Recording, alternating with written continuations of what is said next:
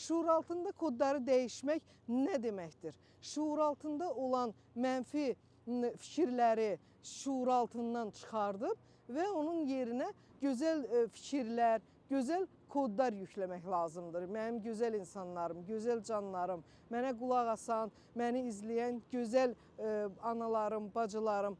Ən çox mən kimi dəyişmək istəyərəm? Gözəl insanlar, bizim gözəl qadınlarımızı, bizim gözəl qızlarımızı.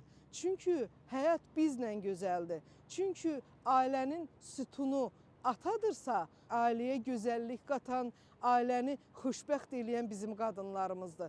Əgər ailədə ana dəyişirsə, onun övladları xoşbəxt yaşayır. Əgər ailədə ananın gözəl düşüncələri varsa, o evin ruzisi, bərəkəti çoxalır.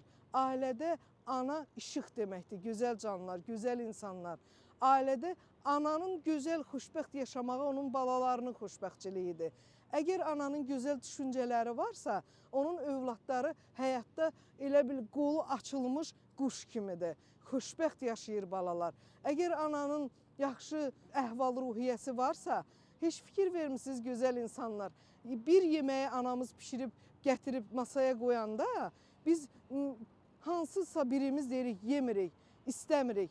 O deməkdir ki, gözəl insanlar, bizim anamız o yeməyi, kimsə onun xətrinəmi dəydi, kimsə onu incitdi mi, ananın əhval-ruhiyyəsi korlandı mı? Bax, onda o yemək bizə bilirsiniz nətər gəlir, istəmirik onu yemək.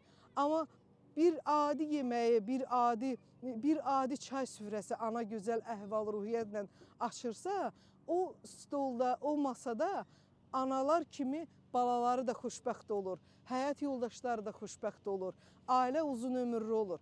Ona görə də mən seanslarımı ən çox bizim analarımız üçün, qızlarımız üçün eləmək istəyirəm. Mən istəyirəm ki, bu həyatda bizim analarımız, bizim qızlarımız, bacılarımız xoşbəxt yaşasınlar.